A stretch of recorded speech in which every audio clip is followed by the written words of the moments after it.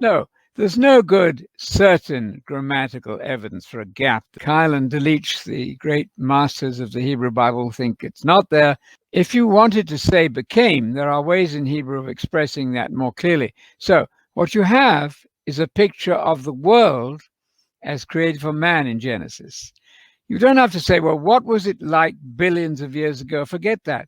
Bible's not interested in that. We're looking there in Genesis at the creation of a home for man, the world as made for man. Why not? In the beginning, that's to say, the beginning of the story that's being unfolded there in Genesis.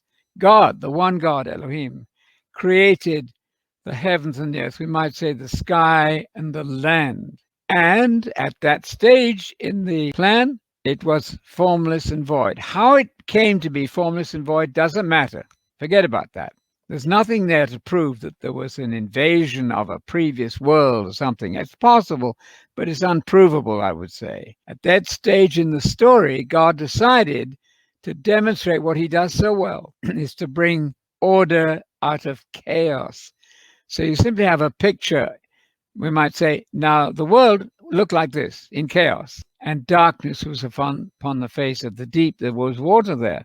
And then God began in 6 literal days, I think, to restore order, to create order in order to provide a home for man. Describe the sky as a rakia, as to say, as a vault, as the top of a tent, if you like. So you look up, and the Bible says that the birds are flying on the face of the dome. Well, they're not literally. This wasn't meant to be a purely scientific explanation. It describes the world as Moses would have seen it, looked up at the sky, and he said, my goodness, the birds are flying on the face of that dome, the rakia. Well, they're not literally, any more than the airplanes are flying literally on the dome. But that's the way it looked. So let's not try to make the Bible say things it didn't intend to say. Much less that the earth is really flat, because it doesn't say anything about it being round.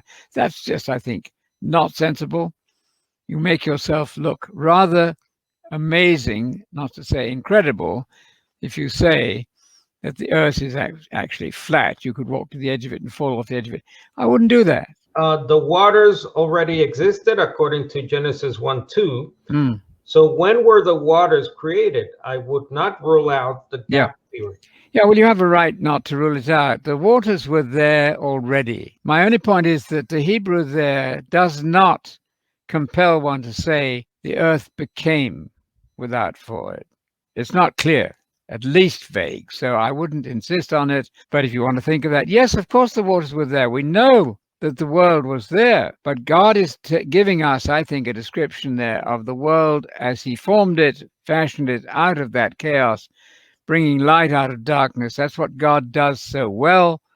So I would not insist on it. I think you'll find that you cannot grammatically insist on the gap theory.